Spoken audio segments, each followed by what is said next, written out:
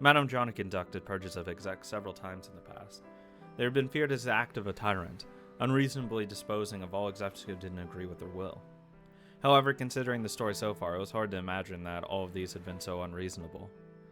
With an organization gets massive, there will always be execs with differing opinions. By letting those people run about unchecked, it's possible that they will eventually become fatally estranged and trigger a massive disturbance. I'm sure you've already guessed, but in the feud between Rose and Richard, which I'm about to describe, a lot of people lost their lives, of course. Compared to that, doesn't it seem fairly harmless to purge selfish execs who don't take their effort to understand their leader's will? That was a terrifying question we're having. What a terrifying question we're having. That's what she was saying is definitely true. I don't really get it, but this is probably a taikagu. The studies of one raised to be a ruler. Madame Rose had her ideals and failed. Because Madame John witnessed this up close, she was able to keep her organization under tight control and educated until the present day.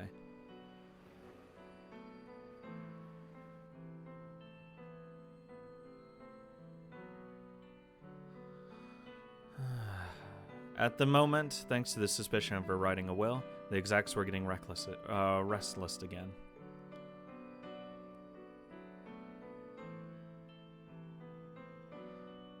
Some would swear allegiance to the madam, even so. Some would see this as her decline and try to raise their own influence. At the last time I interviewed her, she had basically called this the litmus test to measure their loyalty. Madame John would probably leave her position soon. Most likely her last act would be conduct a final purge of the execs who didn't acknowledge her chosen successor. Based. It was terrifying to hear. But as I listened to the tale of Madame Rose, I started to feel that this was a natural responsibility of a leader. I love Jean so much. She's a great leader. Wayne could be seen in Shizuoka's downtown area. The nighttime ruckus of drunks was noisy, but Wayne didn't seem to hear it. Inside his gripped fist, Leo's lighter glowed. Wayne suddenly entered a dimly lit alley. After walking down it for a while, he stopped. Come out. He had noticed that he was being followed. Apparently his wolf instincts were as sharp as ever. However, he didn't seem to be on his guard against an unknown enemy. He could already tell who it was. Hey, buddy.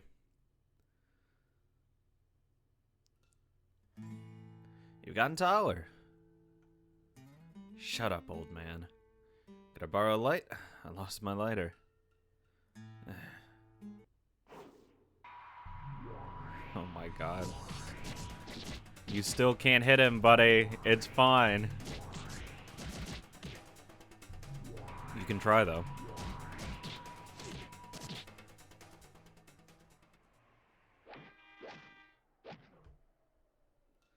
Leo easily caught Wayne's punches without losing his composure. When Wayne opened his fist to Leo caught, Leo's lighter was lit. I see your punch has gotten sharper, too.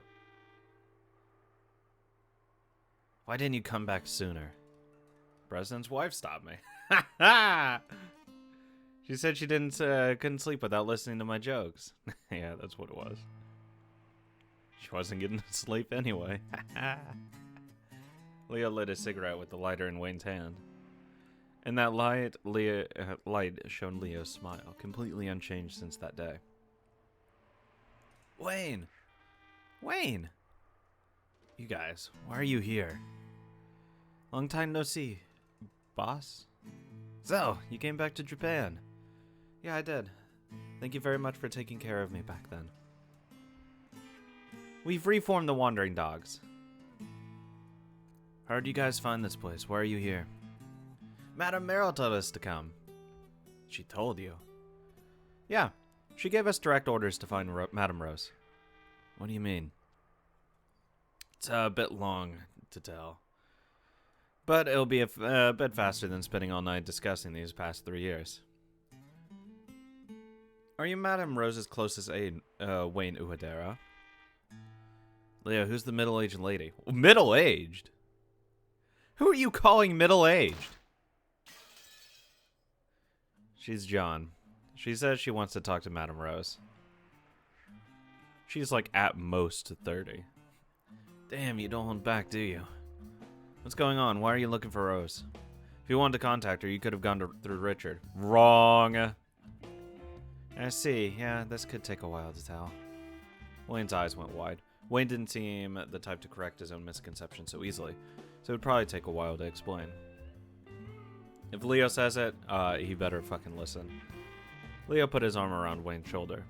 The whole group faded into the nighttime city. Nice to meet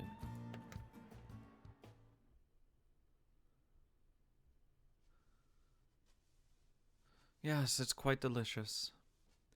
We're getting into the middle of autumn, the perfect season for delicious kaki persimmons.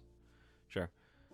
The kaki in the shop is airlifted in from Blue Point in the North Atlantic. Ah, that explains why it's so delicious. Isn't that right, Phil? Yes, sir. Ha ha ha, Phil. You were being casual tonight, so you don't need to need the sir. Yes, Gab.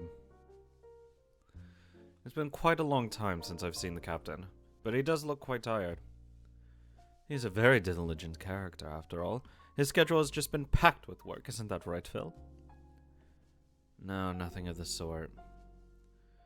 You should visit the club again sometime, Captain. The girls you favored have been quite lonely. I wish I could. Once I finished up with my work. Of course, once he finished with his work, he'll be able to play as much as he likes. This was the first reunion between Butler and Richard in a long while. Butler seemed very worn out, but so did Richard. So neither paid much attention to the other's appearance. Richard paying attention to anything is asking a dog not to bite a bone. There's a reason Butler was being allowed to join a meal meeting like this, after being so excessively forbidden from making contact with Primavera before. It's because there was an attempt on him. It was the attack launched by Alan and Jalon the other day. Of course, Gabriel realized that the incident was an attempt to kidnap Butler. However, Butler had refused to go with him on his own will. To Butler, his sister's happiness was the ultimate hostage, so he was in a state of complete surrender and submission. Should have just fucking knocked him out and gone. Apparently, this had greatly pleased Gabriel. After all, he was sure of Butler's absolute obedience. Starting that day, Butler's treatment had improved bit by bit. While he was still confined to that floor, he had no longer had to deal with the boorishness of being observed while in the bathroom. Got a nice gaze? Ever since then, Gabriel had started taking Butler outside, as though showing off a dog who had learned a new trick. I was about to say, it's like, what, is he fucking walking him? As a result, he had been completely convinced that Butler's training was complete. Gabriel took Butler to attend a meal meeting with Richard. Of course, not a sliver of resistance remained in Butler's heart. He just watched on with gray eyes, watching the comic scene of Richard sharing a meal with Stella's killer. So, Rick, what is it you wanted to talk about? You understand our relationship. I'll assist you in any way I can. I've come today to rely upon your kindness. Very well, I want you to discuss anything you like. After all, the three of us are all friends who have one thing in common. We all have little sisters. Yeah.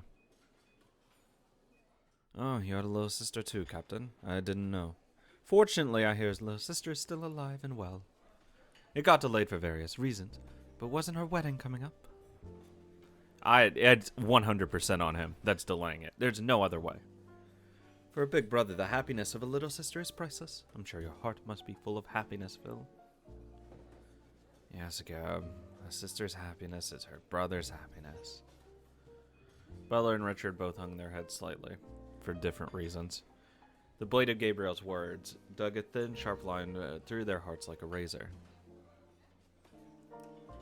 Rick, ask me anything. I'm sure I'll be able to help you. You have my gratitude, Major. Well, I can't help you like that. It's about time we got more casual. Please call me Gab. I want to borrow your strength, my friend.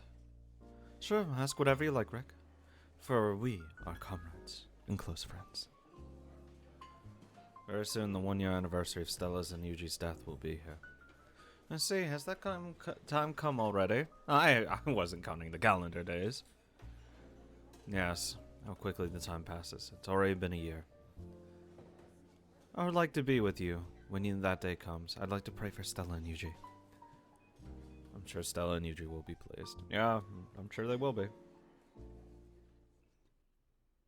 The good thing is, I know that Stella, if she had... if there's an afterlife or whatever, fucking despises Richard right now. Which is great. She probably hates, what's-his-face too? Keith. I planned to tell Stella about this past year. However, when I remember the grudge-filled voice of my beloved sister, whoa, what? My heart might burst. What fucking grudge? The one that you made in your fucking head? You bitch. Even if it does, you have committed no crime. Well, you know, except one. After all, God gave you the heart that feels sadness and righteous anger. What will happen? Even I do not know. However, when it does happen, regardless of how it ends, it will become a burden to you, Major. No, to my friend Gabriel. I wanted to apologize for that beforehand.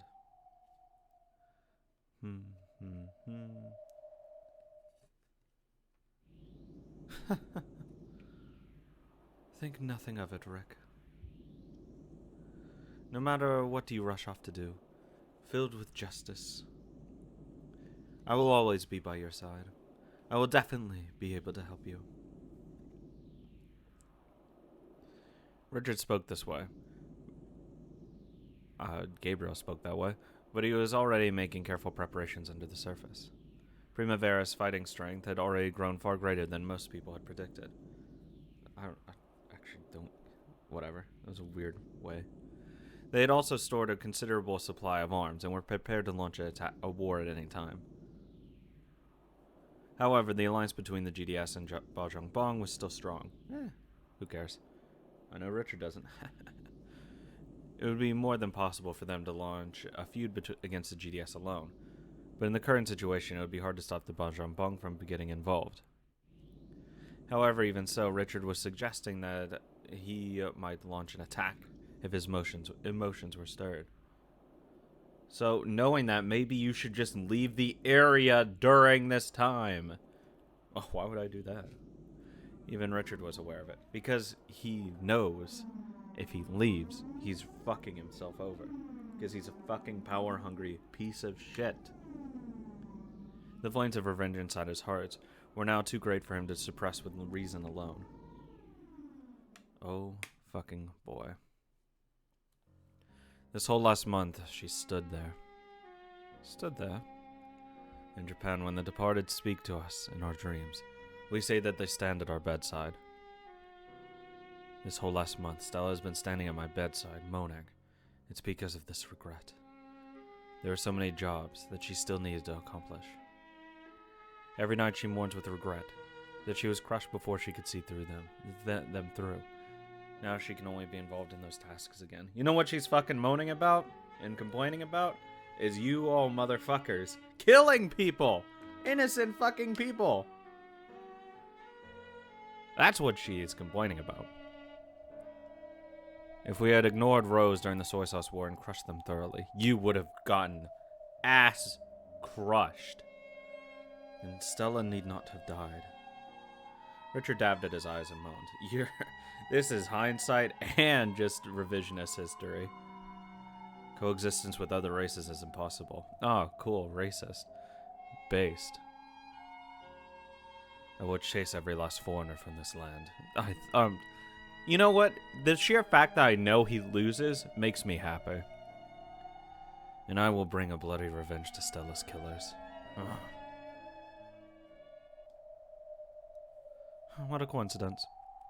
Rick, my friend, this must be a revelation from Stella and from heaven. Thank God he doesn't know I'm not from here. Please forgive me. What is this revelation from heaven? Literally speaking in English while talking about how you hate other people. Whatever. Perhaps this time for your revenge draws near. Hey, Phil, would you mind telling Rick about that piece of information? Yes, Gab. What information?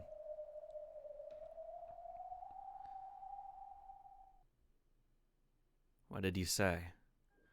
Young lord, is this true? I don't want to believe it either. However, I'm sorry, but it is a fact. Ma, the young leader of the Bajang had apparently been assassinated. The event had occurred several days earlier, and they had concealed the fact, but it seemed to have leaked somehow. Could it be those mysterious attackers again? Well, we already know it's not mysterious. The one who did the shooting was apparently a young member of the Bajang. It seems this faction were instigated by someone in the Elder faction. You don't mean this was an internal struggle, do you? Because the point is to make them reflect inward and not go into an outer conflict. So, what's-his-face ended up paying off those people. Both Ma and I are young. In order to be accepted as leaders, we require the approval of local elders. Yes, I believe you yourself have been breaking your heart over the past year, young lord. Apparently, it didn't go so well in Ma's case. We even have information suggesting that some of the execs stirred up a rebellion, trying to bring back the once exiled elders. Suppressing this rebellion will probably require their full attention in the near future. Which so coincidentally coincides with Primavera going to be attacking the GDS. In other words, the Bajang Bond's going to be busy doing their own thing for a while. So, has the alliance between the GDS and Bajang Bond been temporarily reduced to a blank slate? That's bad. The Consigliere has been trying to gather enough troops to take both of you on together, right? If they are suddenly stuck worrying about its own problems. So, the difference in military strength between the GDS and Primavera has suddenly balanced out. Exactly. Richard Mayugi has made it possible to launch a feud at any time with a single word from him. Damn this timing with the 1-year anniversary coming up. Damn, it's crazy! Forget needless fears, at this rate the Consigliere really is going to pull the trigger on a feud. Look, when things line up perfectly like that, it's like silly. At least if you're the GDS side, you have to be like, come on, this is so intentional. Our information suggests that it will take a while for the Bajang Bond to get a hold of the situation. In other words, the GDS will lose its backing for some time. Exactly. Imagine this happening right before the 1-year anniversary. If this isn't a sign, I don't know what is. Yeah, I don't know what is. Stares. How are your chances? During this past year, we have worked to discover all of the GDS's bases, as well as the locations of their execs and their various bonds of friendship. If the time comes, it would be possible to drive into the GDS, throwing them into enough chaos that they would have no chance of recovery. In particular, that applies to Small Rock Chinatown, which grows on our City 23 like a cancer. We should be able to inflict through destruction and chaos on them, thorough, as well as their leader, Li Meizhou. It seems the heavens are letting us know the time has come. Rick, please let me handle this on our end. I promise that absolutely no one will boorishly interfere with your revenge. Bring the hammer of justice to bear on your sister's killers. I bless your revenge on the names of the angels. Bloody revenge for those who killed Stella and Yuji. Amen. Sad. Pathetic. Spineless. So you mean I was tricked by Richard? Yes. He did a clever job of taking advantage of you. It wasn't that hard. He made use of the fact that you treasure Madame Rose. Shh, you mustn't talk to him now. Still, the Consigliere has played it pretty dirty. It really pisses me off that the way he tricked Wayne and got him to help keep the madam under house arrest. No kidding, it pisses me off. It pisses me off. That was too stupid to see through something that obvious. Right now, City 23 is facing a dark era, one that you might even call the return to the Caleb days. Primavera Primavera thugs go around threatening ordinary city folk and taking their money. Apparently they're gathering funds for their fight with the GDS. Seems Richard's goal is to start a funeral war against the GDS to pay them back for what happened to Stella. Rose kept saying there was no way the GDS was behind it all. But thanks to my anger at losing Oliver and the others, I believed it too. After investigations by the Wild Dogs and the Wandering Dogs, we still haven't found any proof that the GDS was irresponsible. The truth is, this whole time I've found it hard to believe the GDS were the culprits. Forgive me. I've already heard from the Wild Dogs, and that it seemed unlikely that GDS were the culprits. You didn't even trust your own people! If I just believed Rose, I'd never have been tamed by Richard. Dumb fuck. I'm also having trouble believing that Lee would attack Primavera. When he kills, he does it with absolute silence. If it were him, you would have found him finished off quietly, like waking up in the morning to find piles of snow that fell during the night. I mean, yeah, he wouldn't have just had a sniper down the road and start headshotting every single fucking person. Christ. It's true. It's hard to imagine the GDS with using such stupidly flashy methods, like they were trying to start a war. But there was proof of those secret letters, which were verified by the U.S. military's information department. They were given to you by the U.S. military department, too! Fool, that's gotta be part of a plot by someone who wants to get Primavera and the GDS fighting. You moron! Slaps him. I've heard Richard's been very close to the occupying forces lately. What if, I don't know. Someone in the occupying forces is scheming to get us fighting, so that we take each other out. We can't deny that possibility. Either way, I think Madame Rose made the right decision. Until we know for sure who our enemy is, we shouldn't take careless actions. But I understand how they feel. His sister and a child who was practically his son were killed at the same time, right?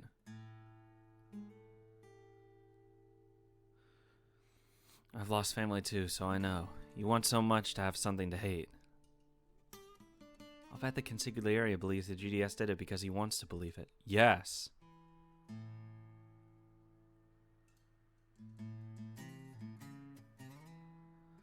And someone's taking advantage of those feelings. Wayne, don't get the wrong idea. Richard is a victim too. As someone who was consumed by rage after losing comrades, you should be able to understand. I don't care. Sorry, I just don't care. Yes. Like, it's wonderful that, you know, you can be a victim. You lost people too. But it doesn't really absolve you. Because as a leader, shit happens. You're gonna have to deal with shit. And hard stuff happens, and it doesn't really change culpability at that point. Because you have a greater degree of responsibility because of what you're in charge of. So it's unfair, but at the same time it's fair. Because you have to be able to move forward no matter what. We fucking shit on Rose for the same thing. But, you know, it's different when Richard does it because, you know, the only difference is someone is a female. At this rate, there's going to be a huge feud that swallows up City 23. Now, City 22 as well. We need to stop it no matter what. And then we need to set Primavera back on the right track. Hey, Leo, just who is this middle-aged lady? Who are you calling middle-aged? How? Go around punching people in the head. That's a good question. But I want Rose and her to meet, no matter what. I want to be in the middle. It's possible. Then she's able to set Rose free. Strangely enough, even Wayne understood what Leo was saying. Jean certainly had something Rose lacked. And surely, lacking this thing had brought Rose suffering over and over. Are you serious when you say that? Pretty much. Anyway, That's not something for you and or me to decide, right? Yeah, that's for Rose to decide. Will you let me meet Rose? Sean, was it? Hey, at least call me son. Don't you have any respect for your elders? Stop. I'm obviously older than you, right? I'm a middle-aged lady, right? I had kids. I was a wife. I am a widow. Got a problem with that? I'm sorry. I won't ever see her more than 30. No. Apparently he didn't have much experience dealing with this type of person. She can top me. Or maybe he'd gotten too used to people calling him boss and fawning over him lately. It's probably that. I've never seen Wayne looking like this. Hey, is it possible that this John is someone really incredible? Maybe considering that the legendary Leo wants her to meet with Madame Rose. Yeah. Where's Madame Rose being held? She's in a hotel suite now. Can you bring her out? The Shizuoka guys will be keeping a lookout too.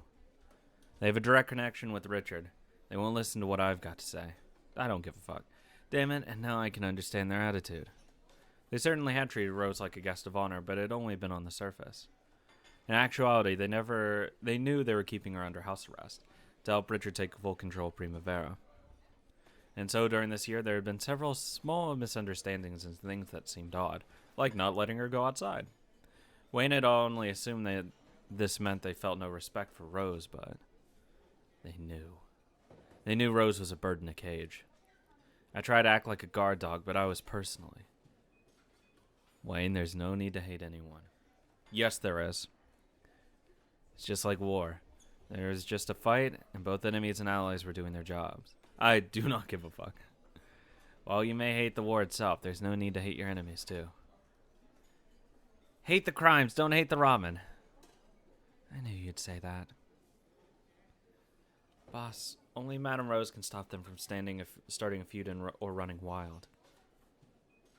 We need to get Madame Rose back to Tokyo as soon as possible. But that's not going to be so easy, is it? Nope. The hotel's packed with those Shizuoka guys. Even I couldn't bring a gun in there. I think we should hurry.